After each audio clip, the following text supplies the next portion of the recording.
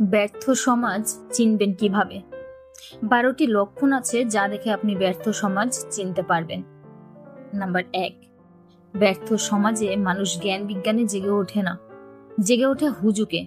সেখানে বই পড়া, মুক্ত চিন্তা, বিজ্ঞান চর্চার অভ্যাস কম থাকে।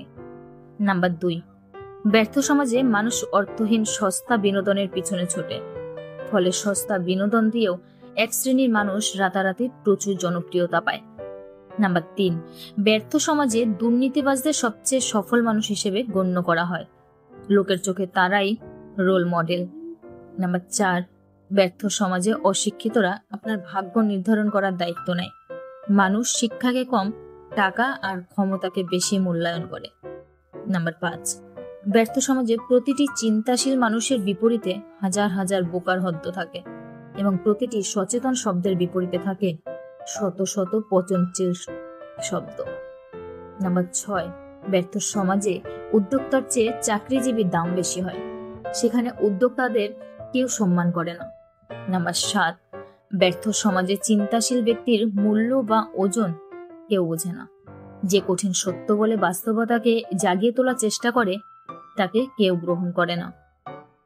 নাম্বার 8, ব্যর্থ সমাজে তরুণ প্রজন্মের সামনে মহৎ কোনো লক্ষ্য থাকে না, যুব সমাজ সেখানে শর্টকাটে বড়লোক হবার রাস্তা খোঁজে।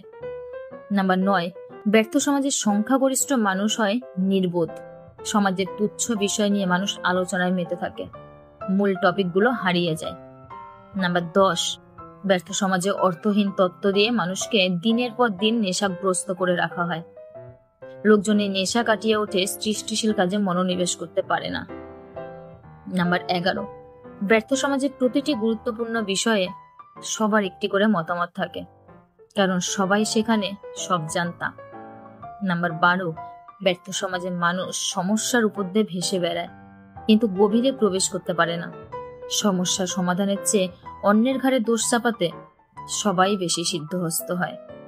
যখন সবাই তোমাকে নিয়ে হাসে তখনই বুঝে নাও তুমি সফলতার পথে হাঁটছ। হ্যাঁ, এটাই বাস্তবতা। একবার খেয়াল করে দেখো, তুমি যখন সাধারণ কোনো সিদ্ধান্ত নাও, যেমন চাকরি করা, পরীক্ষা দেওয়া বা বিয়ে করার মতো পরিচিত পথে হাঁটো, তখন খুব কম মানুষ কিছু বলে। কেউ সামান্য উৎসাহ দেয়, কেউ কিছু পরামর্শ দেয়, আর সব শেষ হয়ে যায়। কিন্তু ঠিক তখনই চারপাশ অস্বস্তিতে পড়ে যায়, যখন তুমি ভিন্ন কিছু করতে চাও, নিজের স্বপ্ন করতে চাও, নিজের মতো করে ভাবতে চাও, কিছু আলাদা করতে চাও। সেখান থেকেই শুরু হয় উপহাস। এটা দিয়ে কি হবে? তোমার মতো মানুষ এটা পারবে? বেকার সময় নষ্ট করছো। এই কথাগুলো শুনে কষ্ট লাগা স্বাভাবিক, কিন্তু জানো কি, এই কথাগুলোই তোমাকে গড়ে তোলে, তোমাকে শক্ত করে তোলে। আচ্ছা, তুমি কি জানো উপহাস কেন আসে? কারণ তুমি পরিচিত ছকে হাঁটছ না। মানুষ নতুন কিছুকে প্রথমে ভয় পায়, তারপর ব্যঙ্গ করে, তারপর প্রশ্ন তোলে, আর সবশেষে সেই নতুনকেই মেনে নেয়। যখন তুমি সাহস করে নিজের পথে হাঁটো, তারা তোমাকে ব্যতিক্রমী ভাববে, কিন্তু ব্যতিক্রমী হওয়াটাই তো বড় হওয়ার প্রথম ধাপ। সবাই যা করে সেটাই যদি করো, নতুন কিছু সৃষ্টি হবে কিভাবে? উপহাস আসলে এক ধরনের প্রশংসা। ছদ্মবেশে তারা তোমাকে ব্যঙ্গ করে, কারণ তুমি তাদের পরিচিত গণ্ডির বাইরে চলে গেছো। তুমি চাইলে এই কথাগুলোতে ভেঙে পড়তে পারো, আবার চাইলে সেগুলোকে শক্তিতে পরিণত করতেও পারো।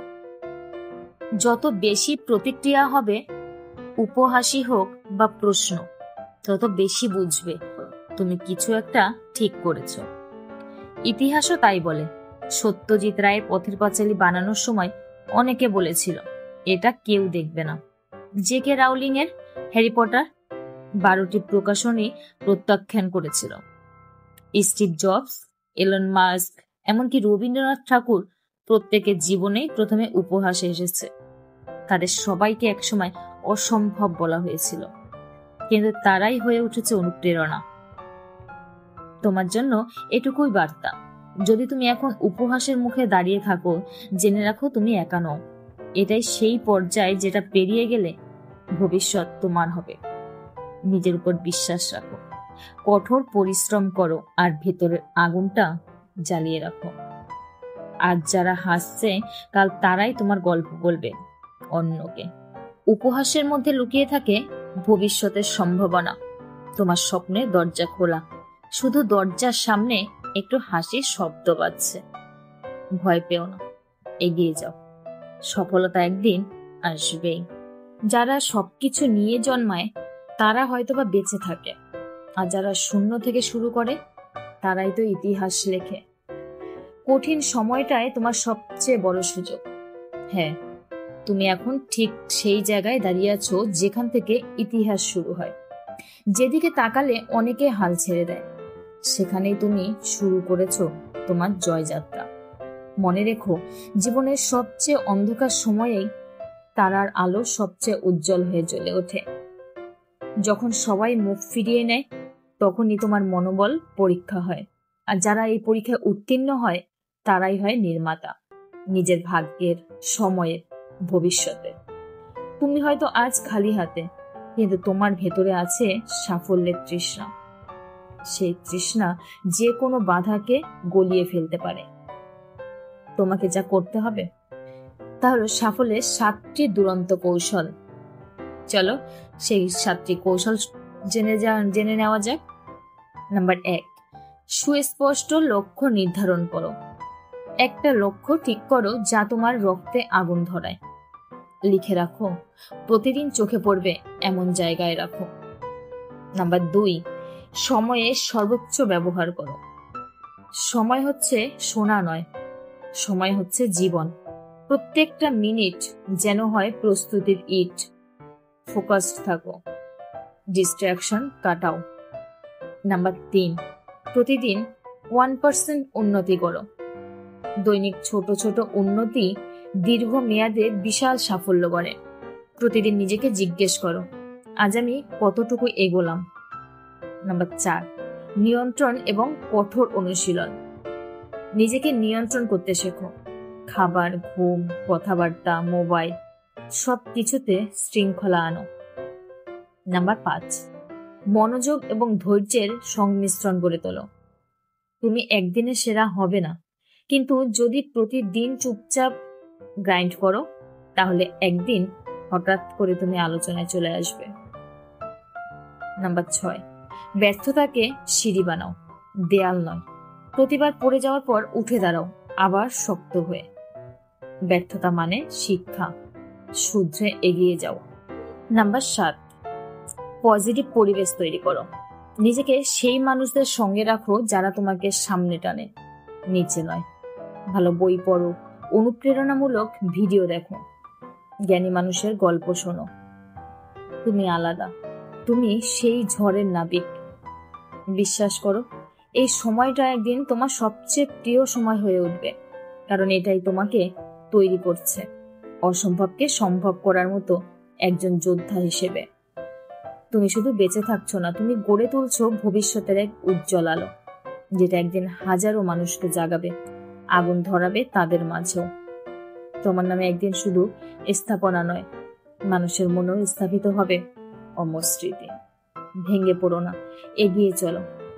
তুমি পারবেই, কারণ তুমি থামার জন্য আসোনি, তুমি এসেছো ইতিহাস গড়তে।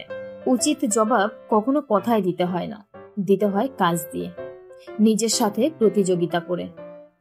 নামকরা ব্র্যান্ড ল্যাম্বরগিনি এর নাম তো আপনারা সবাই কম বেশি শুনেছেন, কিন্তু আপনি কি জানেন এই ল্যাম্বরগিনির মালিক ছিলেন একজন ট্রাক্টর মেকানিক। ইটালির এক দরিদ্র কৃষকের ঘরে জন্ম হয় ফেরুচ্চিও ল্যাম্বরগিনির। তখন মাত্রই দ্বিতীয় বিশ্বযুদ্ধ শেষ হয়েছে। ফেরুচ্চিও বেশ ভালো মেকানিক্যাল কাজ জানতেন।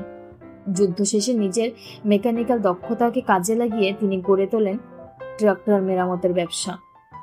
আস্তে আস্তে ব্যবসা বড় হতে লাগলো। একদিন শখের বশে তিনি একটা ফেরারি গাড়ি কিনে ফেললেন। সেই সময় গাড়ির জগতে ফেরারি খুব জনপ্রিয় একটি ব্র্যান্ড, সবাই এক নামে চেনে। কিন্তু গাড়ি কেনার পরে শুরু হলো যত সমস্যা। গাড়ির ক্ল্যাচ নিয়ে ফেরুচ্চিও শান্তি পাচ্ছিলেন না। তার কাছে মনে হলো এটাকে আরো ভালোভাবে তৈরি করা যেতে পারত। যেই ভাবা সেই কাজ। ফেরুচ্চিও ঠিক করলেন এটা তিনি ফেরারি এর মালিককে জানাবেন। অনেক কাঠ খড় পুড়িয়ে তিনি দেখা করলেন ফেরারির প্রতিষ্ঠাতা এনজো ফেরারির সঙ্গে। এনজো চুপ করে ফেরুচিওর কথা শুনলেন। এরপর তাচ্ছিল্যের স্বরে বললেন, তুমি তো ট্র্যাক্টর বানাও, গাড়ি তুমি বোঝোটা কি? এই কথাটা মারাত্মকভাবে গায়ে লাগলো ফেরুচিও ল্যাম্বরগিনির। ফেরারি এর অফিস থেকে বের হয়ে চলে আসলেন তিনি। এরপর সিদ্ধান্ত নিলেন তিনি নিজেই এমন এক গাড়ি বানাবেন যা ফেরারিকেও হার মানাবে। অনেকগুলো বছর পেরিয়ে গেল। অবশেষে 1963 সালে প্রতিষ্ঠিত হলো ল্যাম্বরগিনি। ডিজাইন আর শক্তিশালী ইঞ্জিনের জন্য এটি রাতারাতি ক্রেতাদের মাঝে জনপ্রিয় হয়ে ওঠে। এরপরই শুরু হয় ফেরারির সঙ্গে ল্যাম্বরগিনির হাড্ডাহাড্ডি লড়াই। একবার ভাবুন তো, সেই দিনে সেই ট্রাক্টর মেকানিক যদি জেদ না করত, যদি ভাবতো ধুর আমি শুধু আমার কাজটাই করি, তাহলে কি কোনোদিন ল্যাম্বরগিনি তৈরি হতো বা গল্পটা এরকম হতো? এমন অনেক ধরনের বাধা বিপত্তি আমাদের জীবনেও আসে। মাঝে মাঝে মনে হয় এই বুঝি সব শেষ হয়ে গেল, আমাকে দিয়ে আর কিছুই হবে না। নিজের উপর বিশ্বাস হারিয়ে ফেলি আমরা এটা ভুলে যাই যে আমি না পারলে কে পারবে, যা করার আমাকেই তো করতে হবে, তাই না? নিজের জন্য এমন একটা গল্প লিখে যেতে হবে যেটা আমি গর্ব নিয়ে বলতে পারবো। অনেকেই আপনাকে নিয়ে হাসি ঠাট্টা করবে, পিছনে ট্রোল করবে, বারবার থামিয়ে দেবে, আপনার যোগ্যতা নিয়ে প্রশ্ন তুলবে। নিজেকে এমন ভাবে প্রস্তুত করুন যেন আপনার কাজে একদিন আপনার হয়ে জবাবটা দিয়ে দেয়। একটা বাজ পাখি প্রায় 70 বছর জীবিত থাকে, অথচ 40 আসতেই ওকে একটা গুরুত্বপূর্ণ সিদ্ধান্ত নিতে হয়। ওই সময় তার শরীরের 3টি প্রধান অঙ্গ দুর্বল হয়ে পড়ে। থাবা লম্বা ও নরম হয়ে যায়, শিকার করা প্রায় অসম্ভব হয়ে পড়ে। ঠোঁটটা সামনের দিকে মুড়ে যায়, ফলে খাবার খুঁটে বা ছিঁড়ে খাওয়া প্রায় বন্ধ হয়ে যায়। ডানা ভারী হয়ে যায় এবং বুকের কাছে আটকে যাওয়ায় দরুন উড়ান সীমিত হয়ে যায়। ফলস্বরূপ শিকার খোঁজা, ধরা ও খাওয়া তিনটেই ধীরে ধীরে মুশকিল হয়ে পড়ে। ওর কাছে 3টে পথ খোলা থাকে: আত্মহত্যা, শকুনের মতো মৃতদেহ খাওয়া, আর নিজেকে পুনর্স্থাপিত করা। ও একটা উঁচু পাহাড়ে আশ্রয় নেয়, সেখানে বাসা বাঁধে আর শুরু করে নতুন প্রচেষ্টা। সে প্রথমে তার ঠোঁটটা পাথরে মেরে মেরে ভেঙে ফেলে। এর থেকে যন্ত্রণা আর হয় না। একই রকম ভাবে নখগুলো ভেঙে ফেলে আর অপেক্ষা করে নতুন নখ ও ঠোঁট গজানোর। নখ ও ঠোঁট গজালে ও ওর ডানার সমস্ত পালকগুলো ছিঁড়ে ফেলে। কষ্ট সহ্য করে অপেক্ষা করতে থাকে নতুন পালকের। 150 দিনের যন্ত্রণা ও প্রতীক্ষার পর সে সব নতুন করে পায়। আবার সে লম্বা উড়ান আর ক্ষিপ্রতা পায়। এরপর সে আরো 30 বছর জীবিত থাকে, আগের মতো সক্রিয় গরিমা নিয়ে। ইচ্ছা, সক্রিয়তা ও কল্পনা আমাদের দুর্বল হয়ে পড়ে 40 আসতেই। অর্ধ জীবনেই আমাদের উৎসাহ ও আকাঙ্ক্ষা শক্তি কমে যায়। আমাদেরও আলস্য উৎপন্নকারী মানসিকতা ত্যাগ করে অতীতের ভারাক্রান্ত মনকে সরিয়ে জীবনের বিবশতাকে কাটিয়ে ফেলতে হবে, বাজে ঠোঁট, ডানা আর থাবার মতো।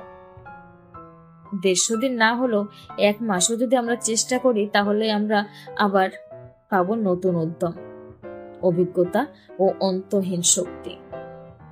নিজেকে কখনোই হারাতে দেবেন না, আর হারও মানবেন না।